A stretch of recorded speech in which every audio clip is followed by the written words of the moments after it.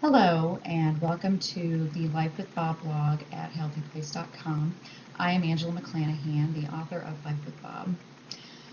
Recently, I posted about some problems we're having with our insurance company.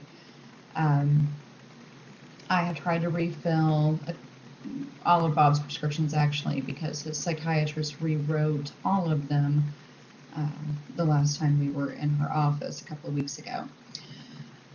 At that time, we had just recently switched insurance companies to my husband's insurer, and when I went to refill the prescriptions, I found out that that insurance company would not fill them because someone in their office believes that Bob is taking too much of his medications and should be able to get by on a lower dose. So they will not fill those without approval from Bob's psychiatrist, which is really confusing to me because if the psychiatrist hand wrote the prescriptions, that would kind of indicate that she approved the dosage, but what do I know? At any rate, I received, the very first comment that I received on that post was from someone who stated that they agreed with the insurance company that Bob is highly over-medicated and shouldn't be on 4 different medications, and basically the gist was, shame on you, how dare you give your kid so many pills.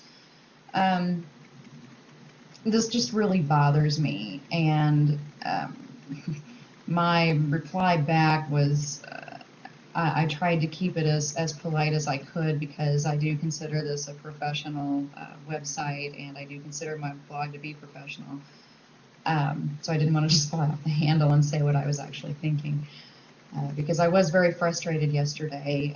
Bob ran out of his medication. He has 2 days left of summer school this week, and he's had a really good month in summer school. He's really enjoyed the classes that he's taking and really enjoyed the teacher that he's working with and hasn't had any trouble at all.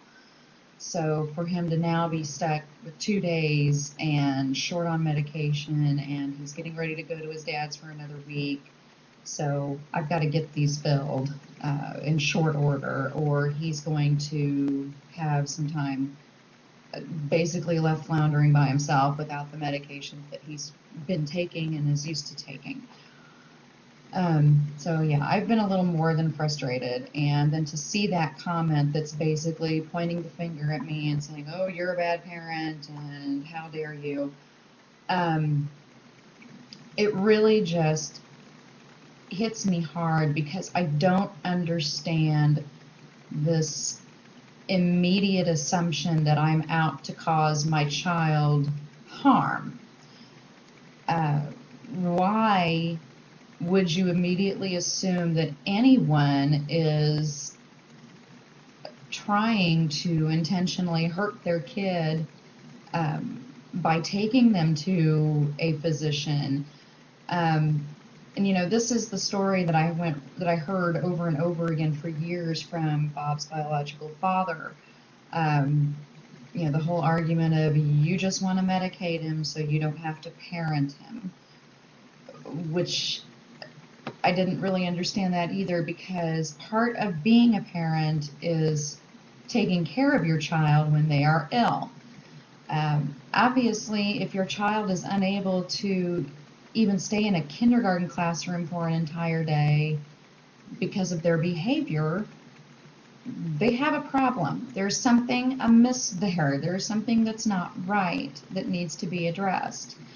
And part of parenting is addressing that. And I went for, you know, a couple of years fighting people who were telling me to put Bob on medication. I had people when he was as young as not even 2 years old telling me that he needed to be medicated, and I said no way. I fought against it tooth and nail, and I still question myself if I'm doing the right thing by giving him medications. But for someone to come out of the blue, who doesn't know me, doesn't know Bob, doesn't know any of his history, doesn't know anything about our situation, other than one blog post, to come in and tell me that I'm giving my child too many medications because he's taking 4 pills, which actually he's only taking 3 right now, because I've stopped giving him the clonidine because it's been a little over-sedating. He's kind of moving into the stage, the part of the year where he kind of comes down from the mania a little bit, and kind of levels out a little bit. So the clonidine was really just kind of making him way too sedated, way too groggy, and so I cut that out for now. So really he's only taking 3 medications, which for a child with his diagnoses is really very little. I've heard of kids being on as many as 5 or 6, 7 different kinds of medication. There are adults who are on a ridiculous amount of medication. But beyond that, I don't understand, like I said, the immediate assumption that I'm out to do harm to my child, because that's not the case at all. If I felt like I could help him on a completely non-medical, using a completely non-medical approach, using just therapy or just behavior modification techniques, I definitely would do that. And believe me, we've tried those. I've tried them in the past before he was ever on any medication. I still use a lot of them, even though he's still on medication. The thing is, when he's not medically stable, those techniques are worthless. Therapy does absolutely nothing.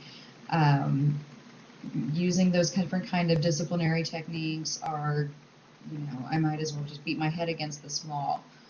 And, his therapist that he was seeing has agreed with me on that point, that, there is definitely a medical component to what his problems are. It's not purely behavioral. It's not just a result of bad parenting. So sorry, go ahead and try to blame me all you want, but unfortunately, it's not entirely my fault. I hate to disappoint you. At any rate, as I mentioned in the blog post, we are hopefully changing insurance in the next, I hope, the next couple of days. My husband is having a meeting at his office today about that, so I'll hopefully know more about that later this afternoon. I've already made the decision that as far as the Focalin prescription goes, because we can get a generic form of that, a month's supply would be $100, and if they can't get it all worked out by the end of the day today, I'm just going to go ahead and bite the bullet and refill that and pay for it out of pocket, and hopefully try to recover some of my cost from Coventry after the fact, because he just can't function without it, and he has to have that. It really helps him to slow down and really helps with his impulse control issues. And without that, I mean, he's just bouncing off the walls all day. So I'm going to go ahead and do that if they can't get it all worked out by the end of the day. So that's where we are. But again, to people who are reading these blogs and watching these videos, be nice. Don't just assume that parents are out to get their kids. Believe it or not, we're not all trying to drug our children into submission. That's not what I want at all. Like I said, I've backed down on one of Bob's medications already because it was too sedating. And I don't want my kid walking around like he's stoned out of his brain. That's what I'm trying to avoid. I would like to find medication that works for him and allows him to be who he is. Because yes, I do know who my son is when he's normal. And I haven't seen that for quite a while, and I'm hoping to see that again really soon. Once again, this is Angela McClanahan, and I'd like to thank you for watching this video and for following Life with Bob at HealthyPlace.com. Thank you.